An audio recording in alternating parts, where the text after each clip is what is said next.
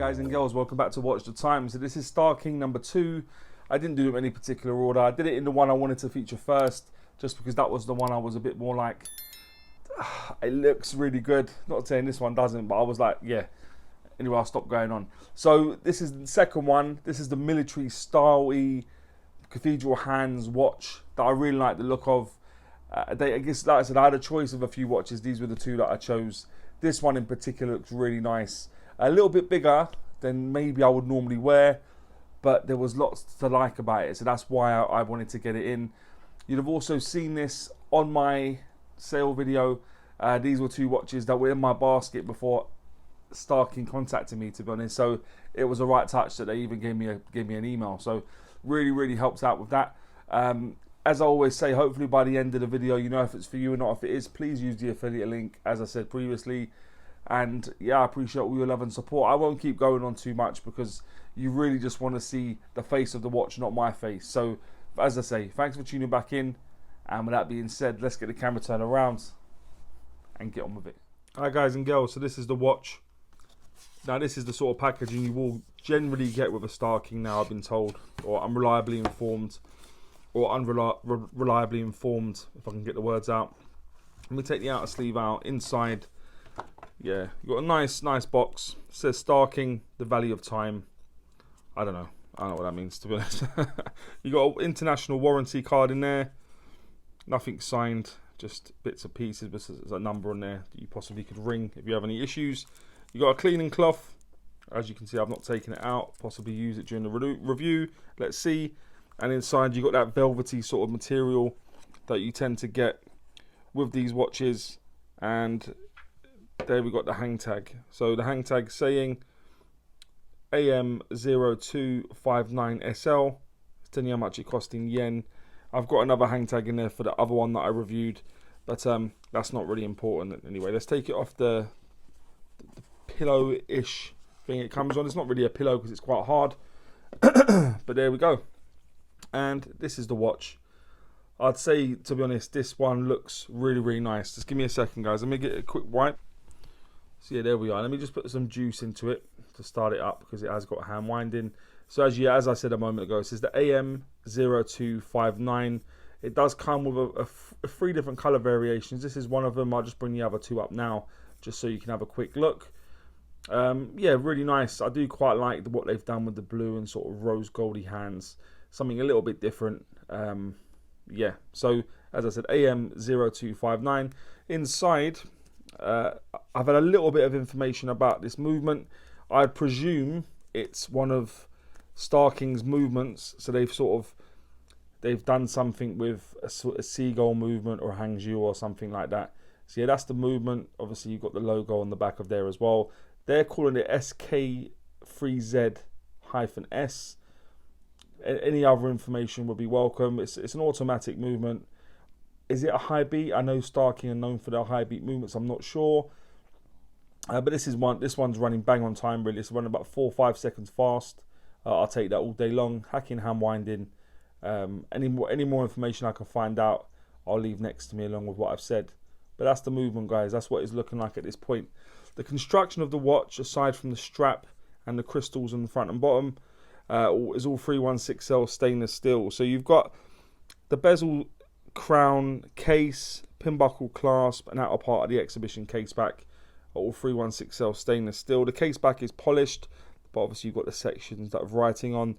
Polished at the sides of the case, brushed at the top.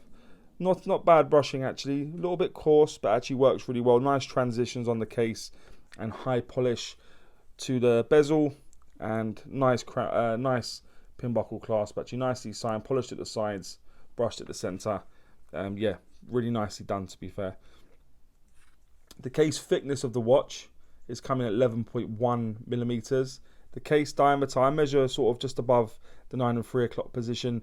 I was getting it in at 41.8 millimeters, and when you include the crown, bearing in mind, you can see that's quite a hefty crown, isn't it? Probably doesn't need to be set away from the case quite as much, but there we are. 47 millimeters is what we're looking at. 22 millimeters for the lug width, and the lug to lug is coming in at 49.7 millimeters. So not bad proportions. Maybe a touch big, maybe a touch bigger than some people would want it to be. I think it works okay. So I'm just give it another quick wipe. But I think it works okay. Yeah, but not small. The crystal on the back of the watch is mineral crystal, and you can see all the other sort of information that we're going to go through now. So yeah, there we are. Screwed down, exhibition case back on the bottom. Crown is a push-pull crown, onion style crown. Nice purchase on there, given the size. I'm sure that's not really a surprise. And the bezel, as I mentioned already, is a fixed high polish bezel. So yeah, nice bit of a contrast given it's brushed on top of the case as well. The strap that it comes on is a leather strap, nice thick. It looks like it's been 2 bits sewn together. No quick release pins. It has got some writing underneath, just highlighting the fact it's genuine leather and starking. Pin buckle clasp, as I've already mentioned, mixture of polishing and brushing on there, also signed, which is nice. The crystal covering the dial is a sapphire crystal, looks like a bit of flat sapphire crystal, and it does have a little bit more AR coating on there than the other starking that I reviewed, which is nice to see. The water resistance you'd have made out on the case back, it is 50 meters, so that would give you 5 atmospheres of water resistance, and the weight will appear just up here. It's coming in at 81.5 grams all in, which is a good bit of heft given it's on a leather strap.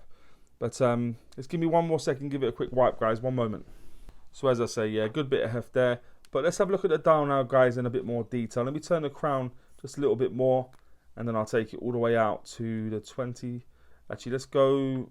I don't normally go here, but let's try it about there. That should do. So yeah, as you'll see, it's got a sunburst blue dial. The indices look like they've only been applied at the 12, 3, 6, and 9, where the numerals are slightly bigger. Or starking automatic just below the indices at the 12. You have got obviously numerals going from 1 to 12, but the other numerals are smaller. You got a small sub-second hand in between the sort of 4 and 5 o'clock position. A decent little bit of sweep on there, and as you will see, the hands for the small seconds and the hands for the hour and minute are rose gold, which is nice. I'll also bring the lume up now, actually, so you can have a look at the lume. The lume is actually decent on this, not too bad at all. I wasn't expecting it to be great, but was suitably impressed, to be honest. It's nice to be surprised. Doesn't happen all the time, but yeah, it did surprise me, I must confess. So there's the lume. You've got the date at the 9 o'clock position. Actually, let me just take it out so you can have a look, because that will appear on something later. As you can see, there's the date border, 9 o'clock position. Yeah, so that's that. As I said, nice blue sunburst dial, nice indices. Like I said, the smaller ones look like they've just been printed onto the dial. But let me take the movement out. As you'll see, it does hack, and I did mention that earlier. It's a hacking hand winding movement. You put it back and it will start back up again. You take it to the first position, which is quite easy to distinguish given it's quite a good crown, nice size and stuff to the crown stem. Move it away from you can change the date to wherever you want, put it back in. Obviously the movement will keep moving because it's only on the first position. It only hacks when you pull the movement all the way out, and then it will start, push it back and it will start back up again. Turn the crown away from you, you can add some juice into it. And there you go, guys. That's the watch. That's what it looks like. Really quite a pretty thing, actually. Nice looking watch. Let me just give it another quick wipe, pop it on the wrist, and give you an idea of what it looks like on my wrist. My wrist is just above a 7-inch wrist for your reference, and that's what we're playing with. That's what it looks like on me. What do you think? I do not think it looks too shabby, I've got to say. Nice looking thing, very well put together, lots to like about it.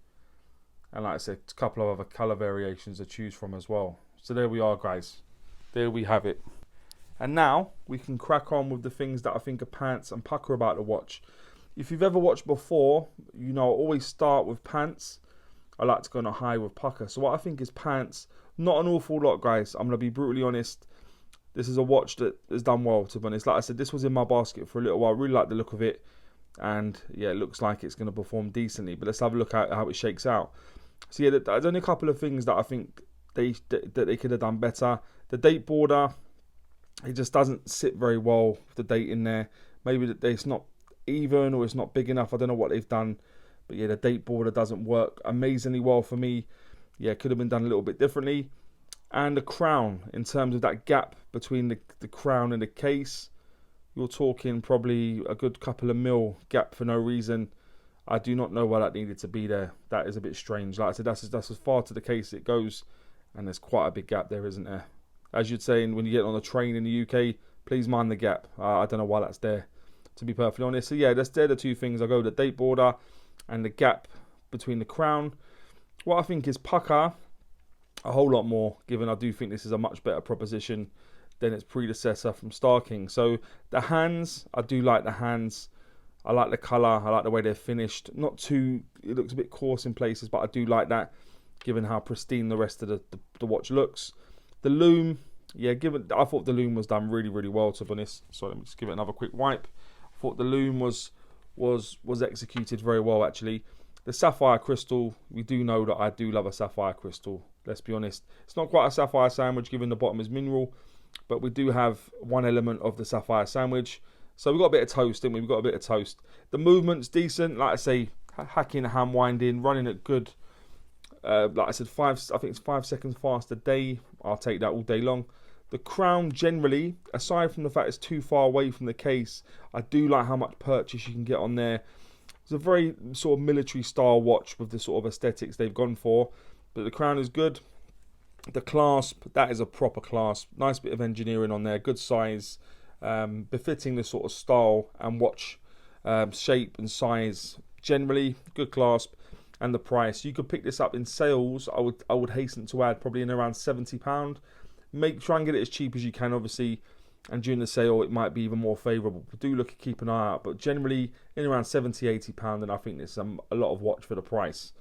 So just to surmise what I think is Pukka, is I'll go with the hands, lume, sapphire crystal, movement, crown, clasp and price. And guys and girls, would I recommend the watch?